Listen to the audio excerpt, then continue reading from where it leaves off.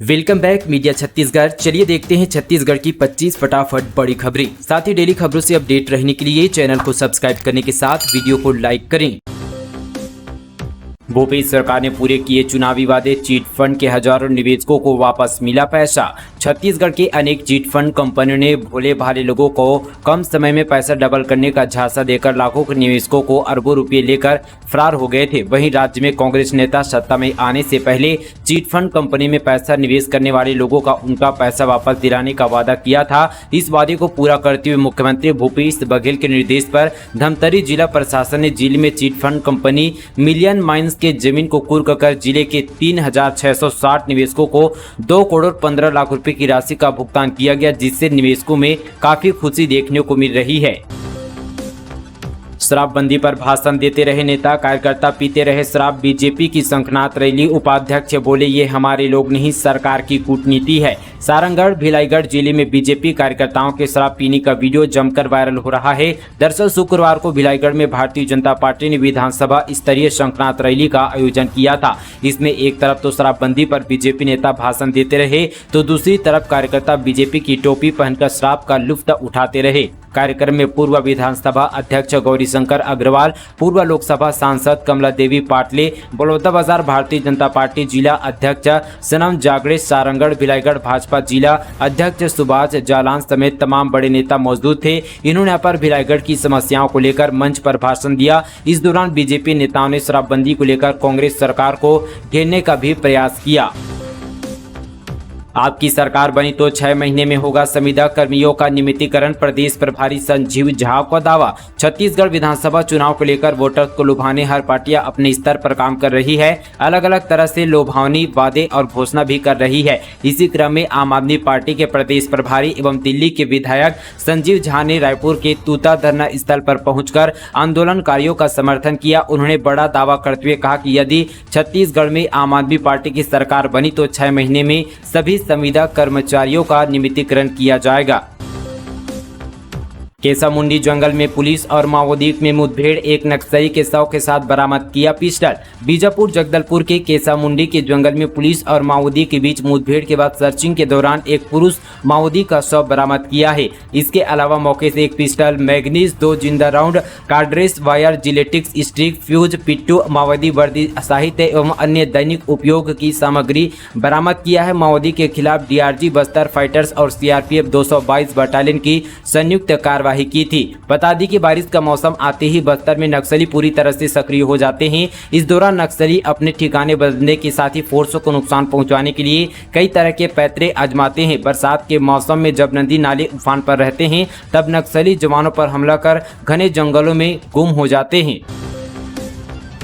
3 दिनों तक ईडी करेगी आईएएस रानू साहू से पूछताछ, अरेस्ट कर अफसर को किया गया कोर्ट में पेश। 14 दिन की मांगी थी रिमांड। ईडी ने कोल लेवी स्कैम में शनिवार को छत्तीसगढ़ की एक और आईएएस अफसर रानू साहू की गिरफ्तारी की है। उन्हें रायपुर कोर्ट में पेश किया गया, जहां कोर्ट ने 25 जुलाई तक ईडी को रिमांड दे दी है। शुक्रवार को ही ईडी की टीम ने रानू साहू समेत कुछ अन्य कारोबारी और नेताओं के यहां दबिश दी थी। रानू साहू छत्तीसगढ़ की दूसरी आईएएस अफसर है जिन्हें ईडी ने गिरफ्तार किया। इससे पहले आईएएस समीर बिसोई को भी गिरफ्तार कर लिया गया था, जो अभी रायपुर सेंट्रल जेल में बंद है। ईडी ने कोर्ट से 14 दिन की रिमांड मांगी थी, लेकिन कोर्ट ने 3 दिन की रिमांड दी है। शुक्रवार देर रात रानू साहू के देवेंद्र नगर स्थित सरकारी आवास में टीम ने छापेमारी की थी। इससे यहां पर मिले अहम सबूतों के मुताबिक रानू साहू करोड़ों रुपए की हेराफेरी में शामिल है। फिलहाल यहां पर मामले की जांच जारी है। ईडी ने यहां पर कोई बयान जारी नहीं किया है। रानू साहू इस समय कृषि विभाग में संचालन के पद पर पदस्थ है। इससे पहले रानू यहां पर रायगढ़ जिले की कलेक्टर रह चुकी है। संविदा कर्मचारियों ने नियमितीकरण को लेकर राहुल गांधी को लिखा खून से खत। संविदा कर्मचारियों के नियमितीकरण के लिए चल रहे आंदोलन की उग्रता समय के साथ बढ़ती जा रही है। जेल भरो आमरण अनशन के बाद संविदा कर्मचारियों ने खून से राहुल गांधी को चुनावी घोषणा पत्र के वादे को याद दिलाने के लिए पत्र लिखकर संविदा कर्मचारियों को नियमितीकरण करने की अपील की है। आमरण अनशन के बाद महिलाओं ने धरना स्थल में अपना खून से नियमितीकरण का पत्र लिखकर राहुल गांधी से अपील करते हुए कहा कि अपने जो बिंदु क्रमांक 11 में नियमितीकरण का वादा किया था उसे तत्काल पूर्ण करें। संविदा कर्मचारियों का कहना कि प्रियंका गांधी ने संविदा प्रथा को अभिशाप बताया था, उसी संविदा प्रथा को समाप्त करने उनके नाम यहां पर खून से पत्र लिखा गया है। उनका कहना कि कांग्रेस ने साल 2018 में हुए चुनाव के यहां पर पूर्ण वादा किया था कि जिसके कारण हमने कांग्रेस की सरकार छत्तीसगढ़ में बनाई है, लेकिन पौने 5 साल बाद भी यहां पर नियमितीकरण का वादा पूरा नहीं हुआ है। छत्तीसगढ़ सरकार ने चावल वितरण में की कटौती, 31 लाख परिवारों को नहीं मिला अतिरिक्त चावल। साल 2021 के लिए नियंत्रक एवं महालेखा परीक्षक यानी सीएनजी की वार्षिक रिपोर्ट्स को शुक्रवार को विधानसभा में पेश की गई। इस रिपोर्ट में केंद्र परिवर्तित योजना की ऑडिट रिपोर्ट पेश करते हुए कई गड़बड़ियों का उल्लेख किया गया। रिपोर्ट बताती है कि कोरोना काल में प्रधानमंत्री गरीब कल्याण अन्न योजना की शुरुआत की गई थी ताकि गरीबों को अतिरिक्त चावल मिल सके, लेकिन इस योजना के शुरू होती छत्तीसगढ़ की राज्य सरकार ने अपनी योजना के तहत बांटे जाने वाले चावल में कटौती कर दी। इसके चलते 31 लाख परिवारों को कोई भी अतिरिक्त चावल नहीं मिल सका, जबकि यहां पर 136 लाख परिवारों को 5 किलो अतिरिक्त चावल की जगह सिर्फ 3 किलो अतिरिक्त चावल मिल सका। वहीं यहां पर 30,000 से ज्यादा प्रवासी परिवारों को निःशुल्क चावल नहीं मिल सका। राज्यपाल ने संगीता और रंजना को दिया उत्कृष्ट विधायक का अवार्ड, धर्मजीत को जागरूक विधायक का अवार्ड। विधानसभा में उत्कृष्टता अलंकरण व विदाई समारोह का आयोजन किया गया, जिसमें राज्यपाल विश्वभूषण हरिचंदन ने वर्ष 2022 के लिए उत्कृष्ट विधायक के रूप में चयनित संगीता सिन्हा और रंजना दीपेंद्र साहू को सम्मानित किया गया। वहीं जागरूक विधायक के रूप में चयनित धर्मजीत सिंह को भी सम्मानित किया गया। 5 दिव्यांग बच्चों को गुरुचरण होरा ने लिया गोद, कहा ऐसे बच्चों की सेवा सबसे बड़ा धर्म। अर्पण दिव्यांग स्कूल में मनाया गया प्रवेश उत्सव। रायपुर के राजेंद्र नगर अर्पण दिव्यांग स्कूल में शनिवार को शाला प्रवेश उत्सव मनाया गया, जहां गुरुचरण होरा ने नेक पहल करते हुए रायपुर के अर्पण दिव्यांग स्कूल के 2 बेटियों और 3 बेटों को गोद लिया। उनकी शिक्षा और पालन पोषण का पूरा खर्च वे उठाएंगे। इस दौरान नगर निगम के सभापति प्रमोद दुबे भी शामिल हुए। साथ ही गुरुचरण होरा ने दिव्यांग बच्चों को प्रोत्साहित करने के लिए और उन्हें खेल से जोड़ने के लिए मुफ्त ट्रेनिंग की भी बात कही है। साथ ही राष्ट्रीय स्तर तक पहुंचाने के लिए हर संभव मदद देने का भी भरोसा दिया है। शोरूम में भीषण आग, 40 बार धमाके हुए, खबर दी फिर भी 1.5 घंटे बाद पहुंची फायर ब्रिगेड, रोता रहा संचालक, 2 करोड़ का नुकसान। मुंगेली जिले के लोरमी में देर रात महेश मोटर के शोरूम में भीषण आग लग गई। इसके बाद वहां 40 से ज्यादा बार धमाके हुए, आसपास के लोग सहम गए। वहीं फायर ब्रिगेड को इस बात की सूचना तक दी गई थी। इसके बावजूद फायर ब्रिगेड की गाड़ी तुरंत मौके पर नहीं पहुंची। उससे पहुंचने में 1.5 घंटे से ज्यादा का वक्त लग गया। इस हादसे में करीब 2 करोड़ से ज्यादा के नुकसान की आशंका है। उधर सूचना मिलने पर शोरूम का संचालक महेश कश्यप मौके पर पहुंच गया और रोने लगा। वहां लोगों से गुहार लगाता रहा कि किसी तरह से आग को बुझा लो, मगर आग इतनी जबरदस्त तरीके से फैल चुकी थी कि उसे यहां पर तुरंत नहीं बुझाया जा सका। महंगाई के खिलाफ कांग्रेसियों का प्रदर्शन, विधायक विकास उपाध्याय ने कहा उद्योगपतियों को फायदा पहुंचाने मोदी सरकार ने बढ़ाई महंगाई। राजधानी रायपुर में महंगाई के खिलाफ कांग्रेस का अनोखा प्रदर्शन देखने को मिला। संसदीय सचिव और विधायक विकास उपाध्याय ने सड़क पर बैठकर खाना खाते हुए प्रदर्शन किया। इस प्रदर्शन में महिलाएं चूल्हा में खाना बनाते हुए नजर आई और संसदीय सचिव विकास उपाध्याय टमाटर और साथ ही पर रोटी खाते नजर आए। 36 ITI बनेंगे हाईटेक, टाटा टेक्नोलॉजीज के साथ अपने कौशल को निखारेंगे युवा। मुख्यमंत्री भूपेश बघेल की उपस्थिति में विधानसभा परिसर स्थित उनके कार्यालय कक्ष में आयोजित कार्यक्रम में राज्य के 36 शासकीय ITI के आधुनिकीकरण के लिए लगभग 1188.36 करोड़ की परियोजना पर तकनीकी शिक्षा एवं कौशल विकास विभाग और टाटा टेक्नोलॉजीज के बीच MOU पर हस्ताक्षर किए गए। डॉक्टर खुशबू की डिग्री से वर्षा कर रही थी चिकित्सक की नौकरी। सरगुजा पुलिस ने एक फर्जी MBBS की महिला चिकित्सक का पर्दाफाश किया है।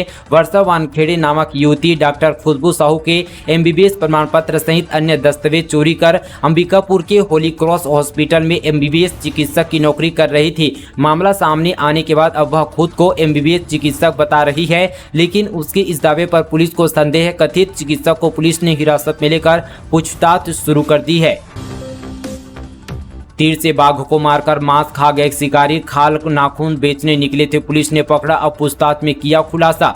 छत्तीसगढ़ के कोंडागांव गांव जिले में करीब 20 लाख रुपए के बाघ की खाल, नाखून और दांत के साथ 4 शिकारियों को पकड़ा है। करीब 4 महीने पहले इन्होंने ओरछा इलाके में जंगल में तीर से बाघ का शिकार किया था, फिर खाल, नाखून और दांत निकालने और मांस को खा लिए थे। अब यहां पर बेचने निकले तो पुलिस ने इन्हें पकड़ लिया। बाघ की उम्र करीब यहाँ पर 3 साल की बताई जा रही है। मामला जिले के बयानार थाना क्षेत्र का है। राज्य के 30 रेलवे स्टेशन होंगे मॉडिफाई। अमृत भारत स्टेशन योजना के तहत देश के 1309 स्टेशनों को चुना गया। साथ ही SECR से 49 नाम शामिल। रेल मंत्रालय की सलाहकार समिति ने 20 जुलाई को अमृत भारत स्टेशन योजना के तहत 1309 रेलवे स्टेशनों को अपग्रेड करने का फैसला लिया है। इसमें राज्य के 30 स्टेशन को शामिल किया गया। इस बारे में यहाँ पर रेल, संचार और साथ ही इलेक्ट्रॉनिक एंड सूचना प्रौद्योगिकी मंत्री अश्विनी वैष्णव ने राज्यसभा में जानकारी दी है। सिरफिरे आशिका थाने में हाई वोल्टेज ड्रामा, नर्स से छेड़छाड़, फिर चाकू मारकर खुद को किया घायल, बोला मेरे पास है प्यार का प्रूफ। बिलासपुर में कवर्धा के सिरफिरे आशिक ने थाने में जमकर हंगामा मचाया। इससे पहले उसने एक नर्सिंग होम के सामने खुद को चाकू मारकर लहूलुहान कर दिया। नर्स के प्यार में पागल युवक ऐसी हरकतें कर रहा था। युवक का दावा है कि उसके पास युवती के प्यार का प्रूफ है। उसके मुताबिक उसके साथ धोखा हुआ है, उसकी लाइफ और साथी करियर खराब हो गया। पुलिस ने युवक को आर्म्स एक्ट के केस में यहां पर गिरफ्तार कर लिया। पूरा मामला सिविल लाइन थाना क्षेत्र का है।